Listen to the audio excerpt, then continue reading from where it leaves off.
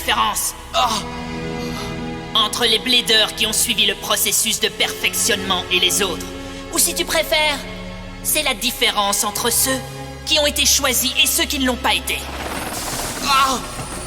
Rends-toi à l'évidence. Face à la puissance de la science, l'esprit du blader ne vaut absolument rien. Tu dis n'importe quoi. Ton solo était trop génial. Tu voudrais pas me l'apprendre? Si tu veux, mais il n'est pas très facile à jouer. Montre-moi d'abord comment tu te débrouilles.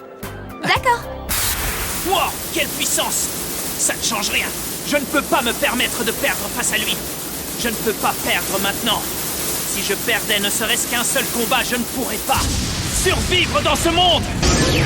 J'ai toujours voulu le rencontrer, mais pas dans ces circonstances.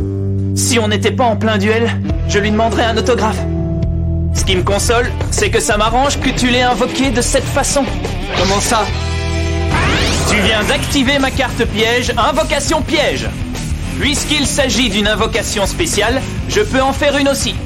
Et d'ailleurs, tu peux aussi invoquer un monstre s'il est de niveau 4 ou inférieur. Pendant ma carrière, j'ai mené des combats de tout genre.